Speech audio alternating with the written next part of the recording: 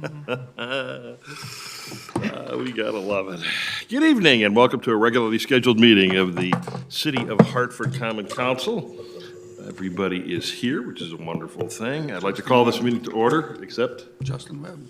Justin Webb. Is he performing via Zoom or is he persona non grata? Okay.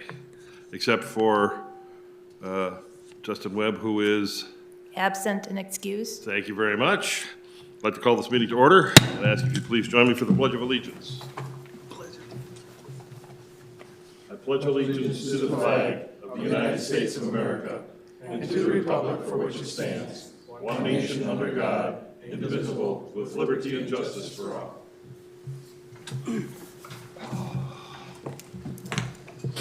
Thank you very much. Roll call again, Shannon. The mayor and all alderpersons are present except Alderperson Webb, who is absent and excused. Thank you. We have before us a unanimous consent agenda. Move for approval. Move for approval by President Rusniak, second by Alderperson Turchi. Motion by Alderperson Rusniak, seconded by Alderperson Turchi, approving the Common Council minutes of April 16th, 2024. Thank you. Any comments, questions, concerns, corrections? Hearing none, all those in favor signify by saying aye. Aye. Opposed, no. Motion carried. Communication, Shannon. There's a mid-Moraine dinner meeting on Wednesday, May 22nd, which will be hosted by the Village of Fredonia and held at the Fredonia Fire Station. So I ask that you please provide me with your RSVPs if you haven't done so already by tomorrow, the 15th. Who's going? We can just give it to her right now if you'd like. Got everybody plus Dennis, I guess. Plus Dennis. Okay, so it would be Alderperson, or President Rusniak, President Regan, or no, I promoted you. How about Alderperson Regan, Alderperson Savage, and myself. Oh, yes. Co-president. Yeah, co-president, I like that. Good, thank you very much. Okay. Okay, at this time, I've asked our County Supervisor Ken McCulloch, who represents a nice chunk of the city of Hartford, to give us an electoral update from what happened at the last county board meeting. Just state your name and address, and you got 3 glorious minutes. No, just kidding. I will do that, I promise. I've ridden this pony before. Thank you, Mr. Mayor. Good evening. And good evening to the members of the council, to our city administrator, to our clerk, and everybody on the staff. And for anybody watching, my name is Ken McCulloch. I live at 805 Willow Lane here in Hartford. I'm also a Washington County Supervisor for District 10, which is basically the southern half of the city of Hartford. I'm here today to make you aware of an election integrity resolution that was initiated by County Clerk Ashley Reichert and passed unanimously by the county board at our monthly meeting last week, Wednesday, May 8th, to be implemented ahead of the November 2024 general election. I'll begin by reading briefly from the press release that was issued on May 9th. County Executive Josh Showman said, and I quote, "I commend County Clerk Ashley Reichert for bringing these bold and innovative initiatives forward and thank the county board for unanimously supporting this election integrity package. Residents of Washington County expect elections to be run fairly, and these initiatives address concerns that have emerged in recent elections.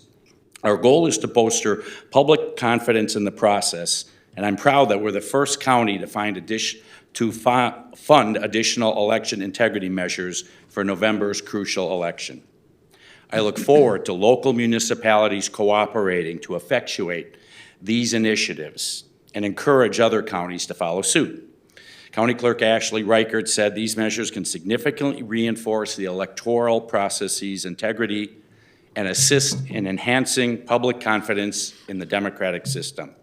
She outlined the election's initiatives to provide $150,000 in county funding to local municipalities, noting that compensating the municipalities at 150% of actual costs will offset funds needed for additional poll workers, election inspectors, and additional hours for the clerks.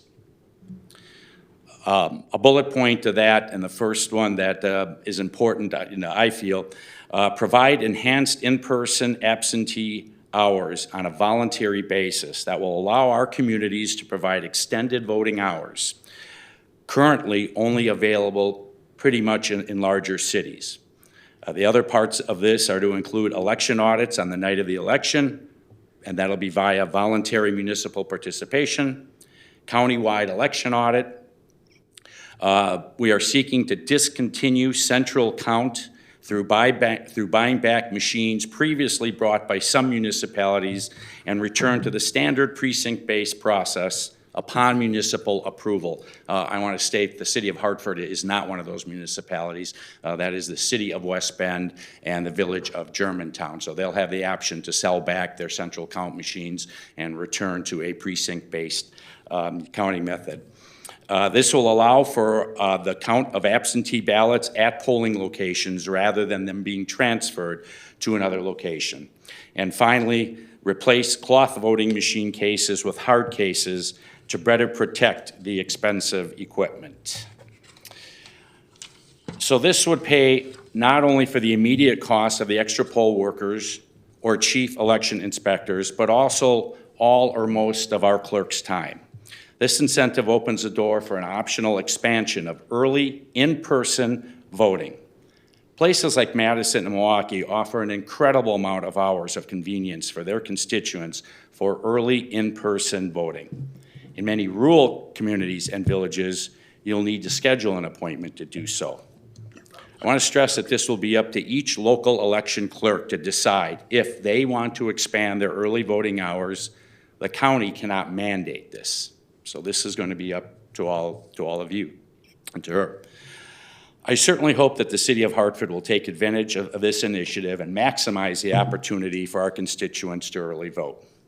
To that point, I'd like to make some observations. I am strongly recommending to my constituents that they in-person early vote. By doing so, you ensure that your vote is in and that it will be counted on election day. I, like many, am used to voting on election day, but have come to realize that there are a great many circumstances that can happen on any particular day that could derail the intention to vote, be they weather, power outages, or incidents related to nefarious acts for those who like to sow the seeds of chaos on that particular day in our country. By early voting, you can also help the organizations that work to get voters to the polls, in that they can then focus their resources on those who they know have not yet voted. And while you can vote by mail, I do want to make the observation that mail from Hartford travels to Milwaukee, is sorted, and sent back to our city, leaving the opportunity for it to be lost or mishandled. Anyone who's in the shipping business knows the further you send something and the more hands that touch it, the more problems you're likely to have. So I would like to see our clerk's office take advantage of this resolution and the ability to greatly increase our in-person early voting, which starts on October 22nd and runs through November 3rd, 2 days before the election. So thank you for that. And in closing, I would like to thank our city administrator, Steve Volkert. I never had an opportunity to do this, for his weekly memorandum of administrative activities and issues. I read it every week, Steve. It's very well put together and very informative, and I appreciate the time and the effort that you and your staff put into that. So thanks a lot for that. So finally, I'd like to thank the members of the council and for all that they do for our great city, and appreciate the time and the opportunity here today to share this information with you all.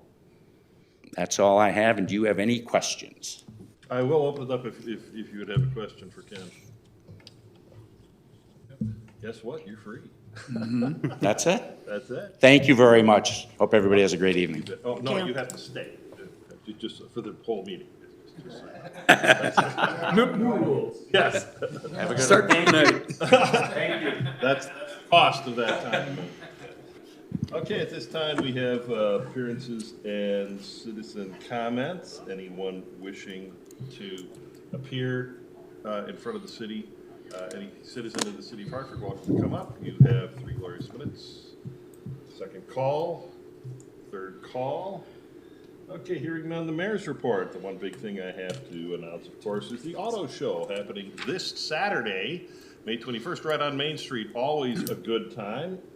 I've ordered the weather. I put the order in ahead of time, so it should be pretty good. I've been, every time I remember to put the order in, it really works out well. That starts at 10 a.m. to 4 p.m. A good time should be had by all. I do highly recommend it. It's one of the most fun things we have, and I'm sure all of our stores and shops will be open. So a great time to go local, buy those little things that you may need, or enjoy a good meal. So hopefully we will see you on Saturday, this Saturday, May 21st at the Hartford Auto Show. At this time, then, we have aldermanic requests. President Rusniak. On behalf of the Bid District and Chamber of Commerce, I was going to announce the car show on Saturday, Oh, go ahead. but somebody beat me to it, so that's all I have. Okay. Thank you. Alderperson Reagan. A few things, Mayor. We obviously had a few things happening since our last meeting. The first was the FEMA, Federal Emergency Management Agency, hosted a meeting at Washington County Fair Park on Thursday, May 2nd. Purpose was to share preliminary flood insurance rate maps and the flood insurance study report as it relates to Washington County. I stopped in the flood map information open house portion of the meeting.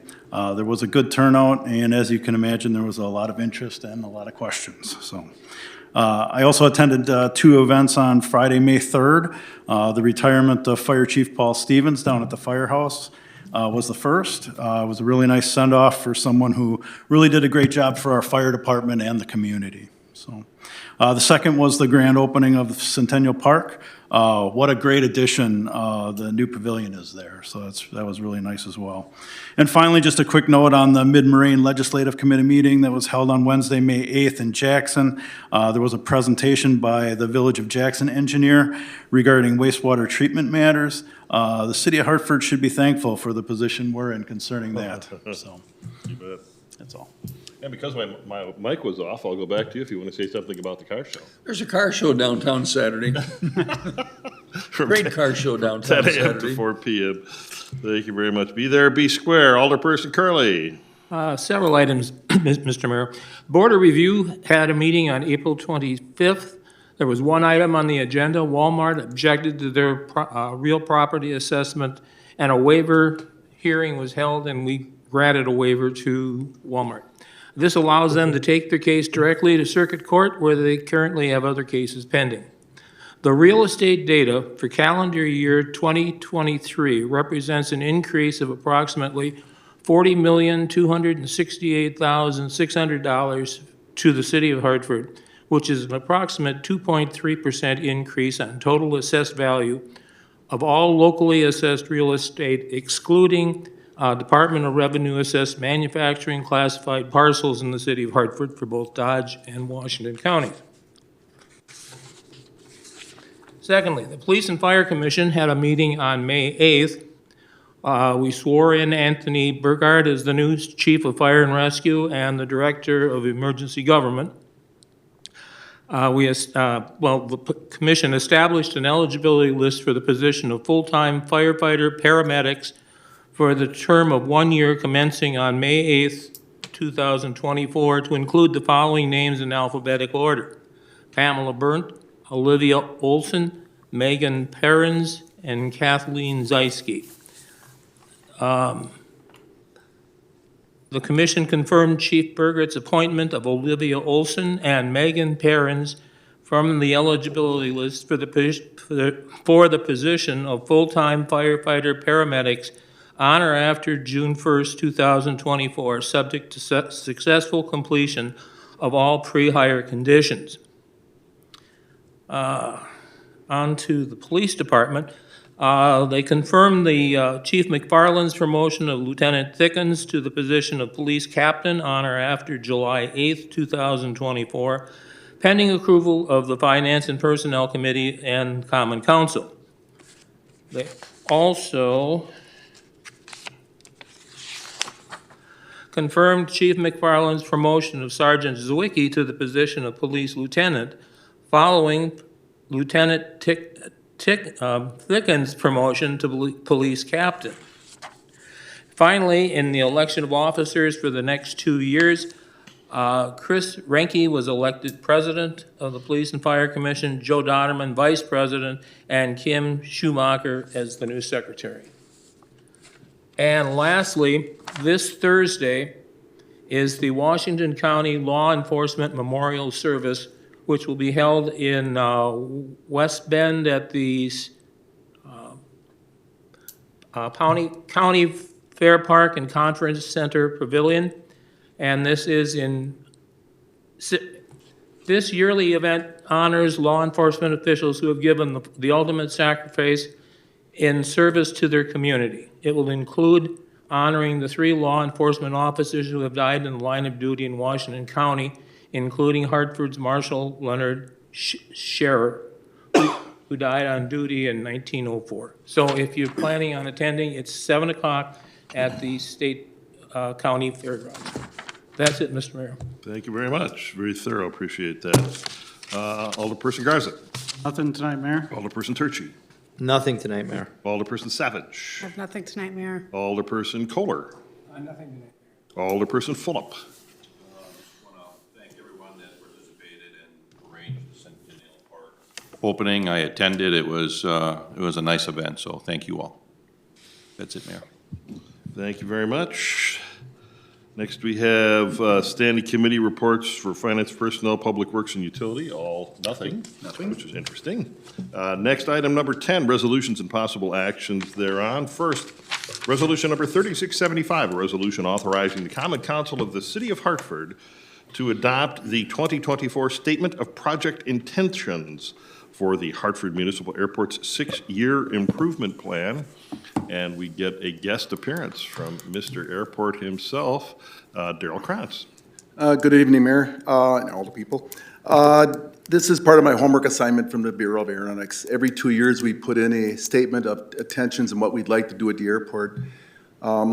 These are things that we're looking at doing, not meaning we're going to do it. If something goes down at the airport, a windsock or something like that, in order for us to replace it, it has to be done through this process. It's like what you guys look at for us at a 5-year project for council. That's the state likes 6 years out for what we're looking at doing at the airport. Again, a few of the things that we are looking at doing, we're going to start probably designing the terminal building out there. The city originally right now owns a hangar, and we're going to turn that over into a weatherization, a lobby for the pilots that fly in, and it's because the building that the city has out there, Midwest Turbine, would like everybody out of it totally. They got a lot of valuable stuff in there, and they'd like us to eventually vacate that building, but we are looking at putting in a With a terminal. commiserate raise in rent, I hope. Oh, well, we'll talk about that. Yes, With we what will. With what they stick in that building, the city couldn't afford to put in that building, and we own that building. So again, we can talk about that another time, but with what they put in that building, air conditioning units to heaters to everything else, if it was the city's building and we had to pay for it, we couldn't. It would be way too expensive. But they're using it. And again, this would be a long, drawn-out conversation, and Yes, it I'd will. love to take you through the tour of it and see what they do for that building. All right. Someday, if they ever vacate, we're gonna have a multi-million-dollar building out there for somebody else to move into. Okay. Oh, we're past the owner. All right. Do it now. Fine, thank you. Dean. Any other questions, comments? We did have the executive summary attached. You may have read through it already, that for our 6-year improvement plan.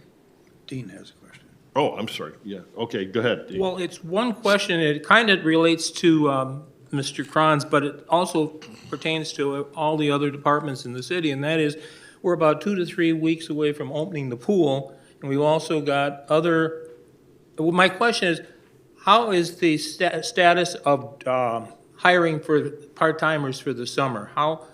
I know there's a shortage of labor in virtually every business in town, but how many people are we looking for, and how many positions do you still have to fill? And if we're not close, what do we have to do to get those positions filled before? I have really my need summer help kids coming back from last year so far. And I talked to Randy today, and he's got a couple of high school kids that he got back on board. So they usually start coming slow but surely. Are we back to where we normally are? I don't think they are yet, Randy, but we're still looking for people, so.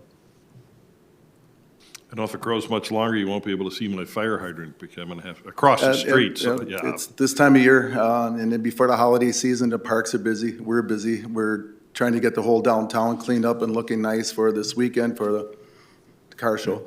I didn't want to bring it up because you already did. But there's just a lot going on right now. Yes. And the grass isn't not growing. It's like you guys, you're realizing it's every 5 days cutting grass, and we are too almost. How about lifeguards? What about I just want to put a point of order here. This isn't on the agenda for discussion, so I think we should just stick with what's on the agenda. Agree. Okay, and again, I wanted to get back to my statement of projects here. All these are 90 federal, 5% state, and the city cost is 5%. So we get a very good bargain on what we do at the airport and where we're at. Go ahead. Don't we usually spend about 150 grand a year on the We airport? get 150,000 a year in discretionary money. Right. But when we did the airport, we borrowed 3 years ahead, and we borrowed, and you can stockpile 3 years back. We did the taxi lanes a couple years later, and we were able to use some more money ahead. We put in the jet A fuel at the airport. We did very well on that, and we are turning a profit on Great. fuel pretty good at the airport. And again, so we had to wait a couple years here before we can keep going with more projects, especially these bigger projects. There is quite a bit of discretionary money available right now, again, for buildings. So the state is talking to me, and they're saying we should probably get going on a design, because if there's money out there for it, it comes at a pretty cheap price. Good. Thank you.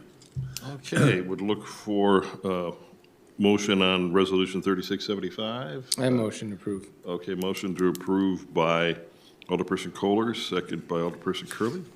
Motion by Alderperson Kohler, seconded by Alderperson Curley for the adoption of proposed resolution number 3675. Any further discussion? Hearing none, all those in favor signify by saying aye. Aye. Opposed, no. Motion carried. Next, 10B, Resolution 3676, a resolution designating officials authorized to declare official intent under reimbursement bond regulations. Are you taking that, Steve? Yeah. With that, we have So start. at the last meeting, you remember, or 2 meetings ago, I guess it was, we had our finance advisor, Jeff Belaja, here to again announce what the end result was of going out to bid for our bonds being sold and for our CIP projects. And now what this is it's part of the protocol. You're just declaring that you are planning on paying that back. So that's basically what this means. You're declaring its official intent to reimburse the expenditure with proceeds from tax-exempt borrowing. So, Are we planning to pay that back? I think so. Okay, just wanted to make sure. Yes, go ahead. Slowly. Move to approve. Move to approve. Second. Alderperson Regan, second by Alderperson Turchi. Motion by Alderperson Reagan, seconded by Alderperson Turchi for the adoption of proposed resolution number 3676. Any further discussion? Hearing none, all those in favor signify by saying aye. Aye. Opposed, no. Motion carried. Third, item C, Resolution 3678, a resolution to accept funds from the Washington County Emergency Medical Service, EMS, and Fire Grant Program. Again, I think we're going to our city administrator, Steve Ogert. again, we have, the county is looking to spend $1 million, on one-time funding for supporting of the fire and EMS efforts through the entire county. They are, again, through a process of determining how much each community got. They have determined that the city of Hartford would receive a grant equal to $144,000 to be used exclusively for fire and rescue to assist with allowable expenses. In your packet explains what the allowable expenses are.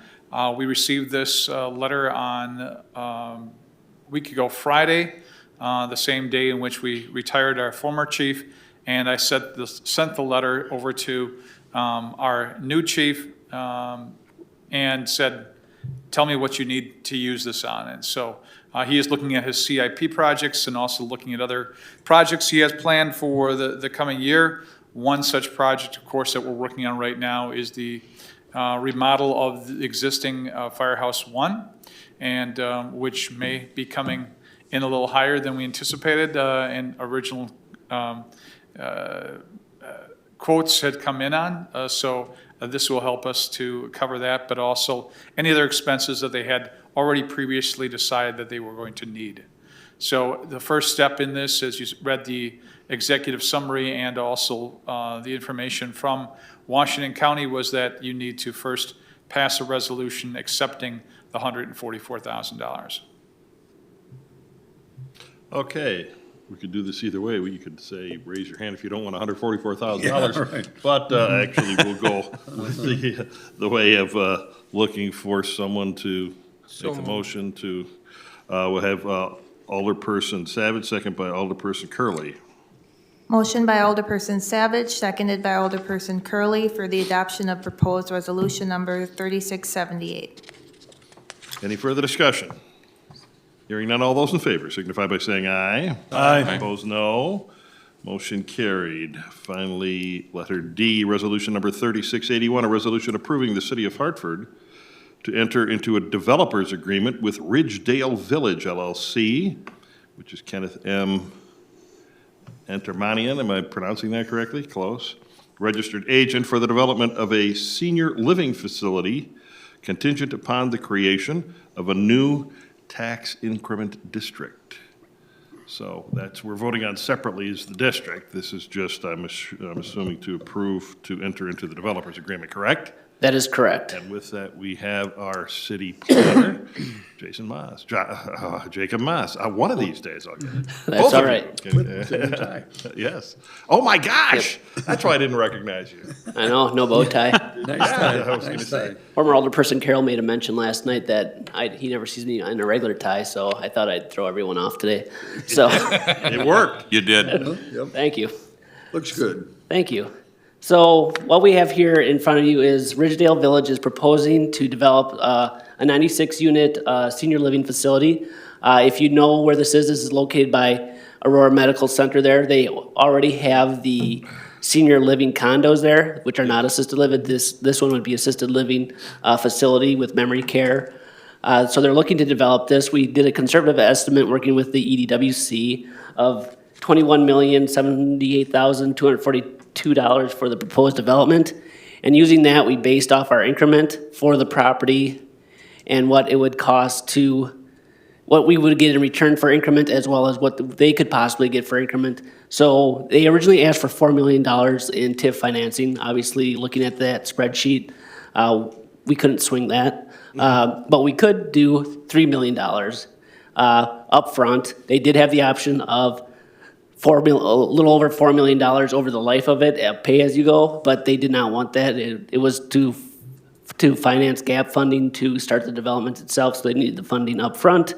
The positive of this TID is, in the long run, there is no gap, even if we borrowed up front. If you look at the sheet, the gap, we actually get a bonus of $300,000 at the end of the TID, based off of just the financing portion, if we do finance it. And then on top of that, we can use the increment from this TID to fund the shower drive extension for the satellite station along County Trunk Highway K. Very nice. It's a nice little sidebar on that. Okay, any, With the creation of, let me add on to that, with the creation of TIDs, the two things that you look at is, one, is the end use something that, again, the city can really use? And obviously, based on our housing study, we found that senior housing is one of those areas in which we continue to need to have. The second thing is there a public improvement, which is kind of the hook to a TID, which again can be used for this, and that extension of Shower Drive is that public improvement. So that will reduce some of our costs on the eventual development of the firehouse in 2025, 26. super, thank you. Any questions to staff?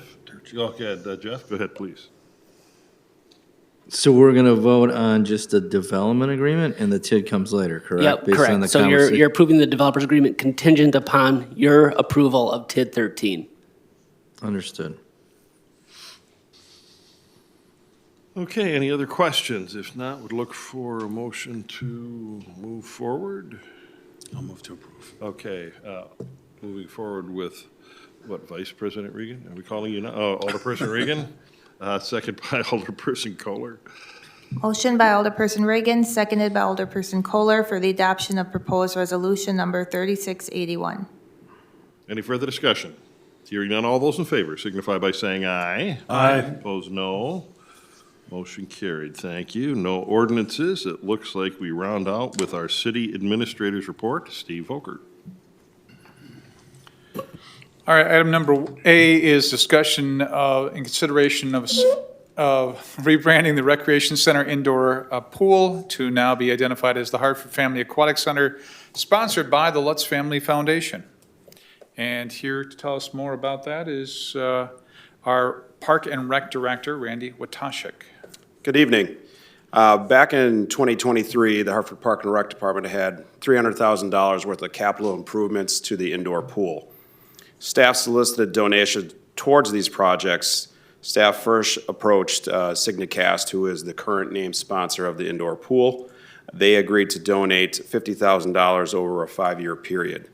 Staff then approached the Lutz Family Foundation about the remaining $250,000. And a quick reminder that Terry Lutz was the former owner of Signacast, who had told my predecessor, Mike Herman, to reach out if the city was ever in need. So that's what we did. We approached the Lutz family, and they agreed to donate the remaining $250,000. Using the city's park naming policy as a guideline, obviously this isn't a park, it's a feature within the rec center. It states as reasoning for naming a facility would be that, quote, an organization that contributed significantly to the development of a facility and not less than 50% of the value of the improvements. Staff has made Signacast aware of a potential change in name. With this, staff is recommending the rebranding of the indoor pool to be identified as the Hartford Family Aquatic Center, sponsored by the Lutz Family Foundation. The verbiage was provided to us and agreed upon with the Lutz family.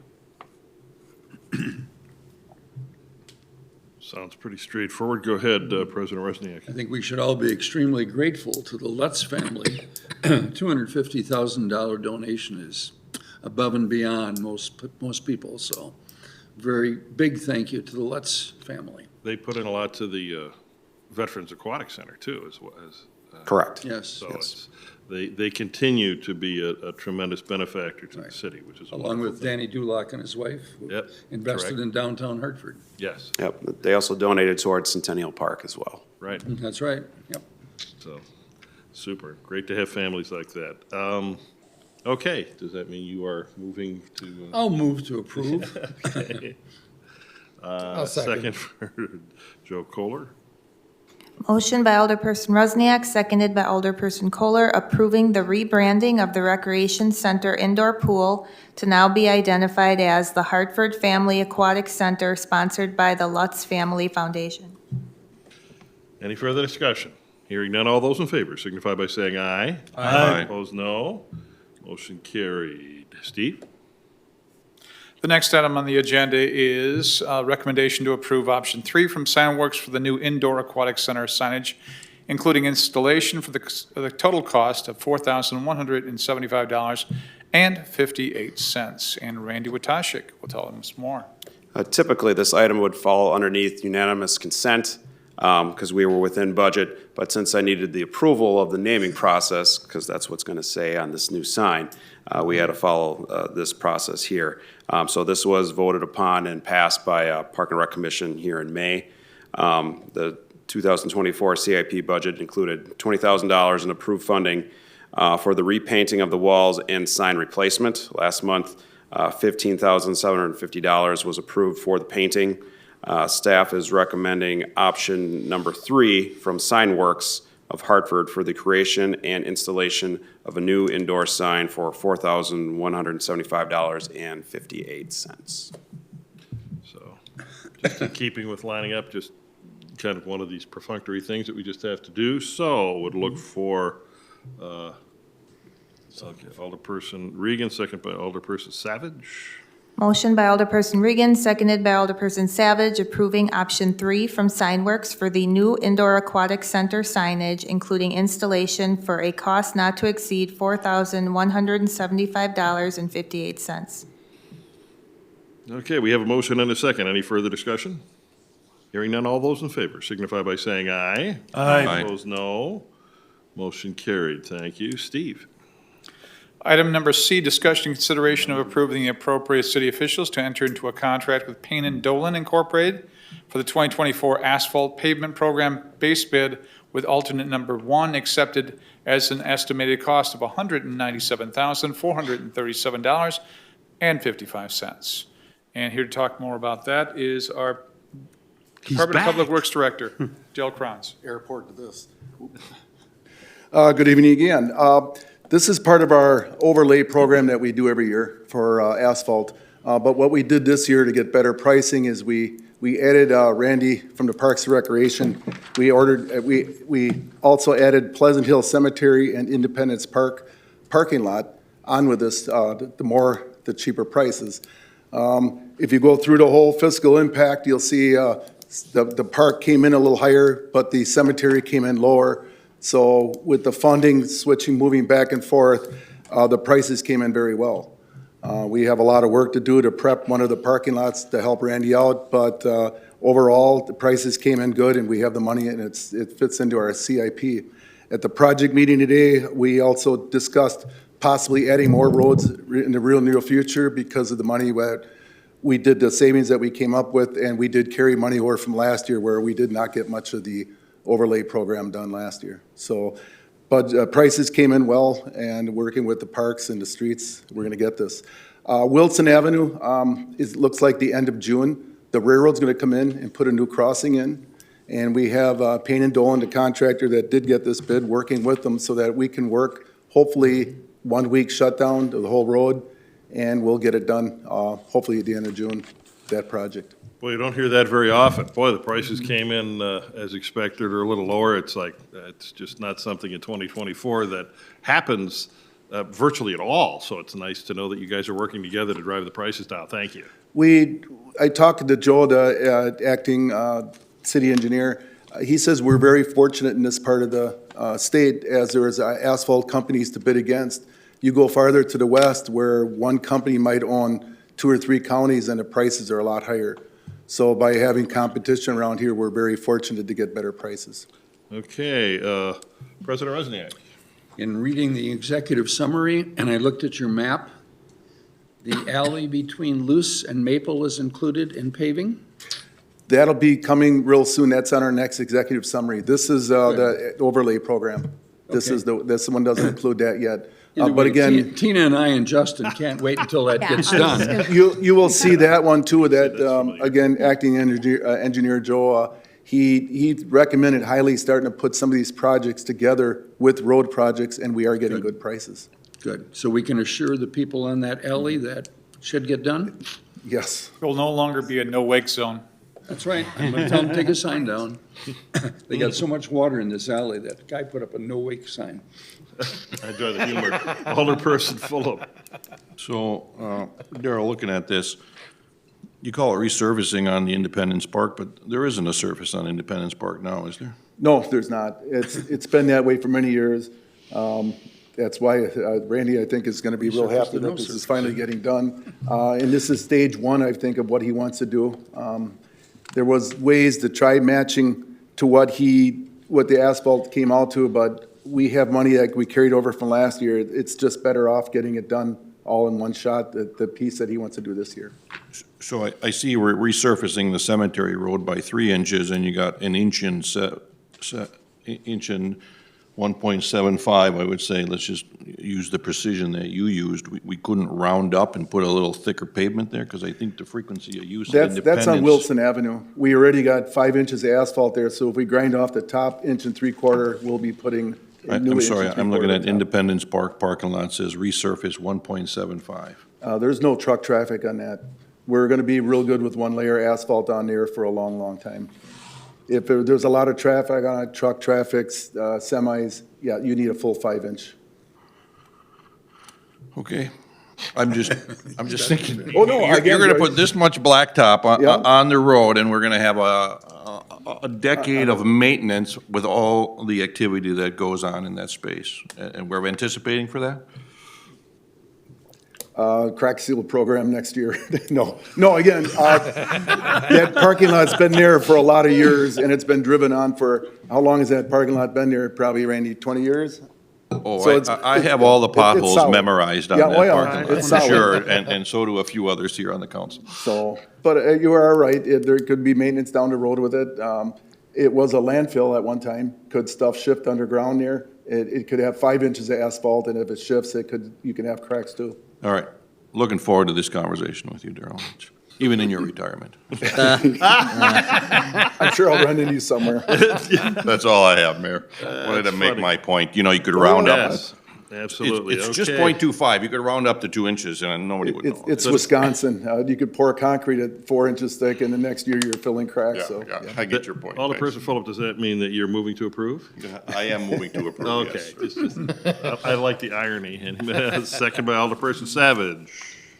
Motion by Alderperson Fulop, seconded by Alderperson Savage, approving the appropriate city officials to enter into a contract with Payne and Dolan Incorporated for the 2024 asphalt pavement program. Base bid with alternate number 1 accepted at an estimated cost of $197,437.55. Any further discussion? Hearing none, all those in favor signify by saying aye. Aye. Opposed, no.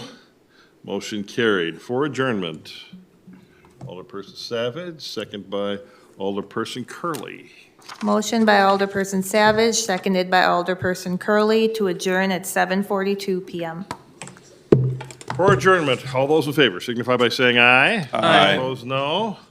We stand adjourned.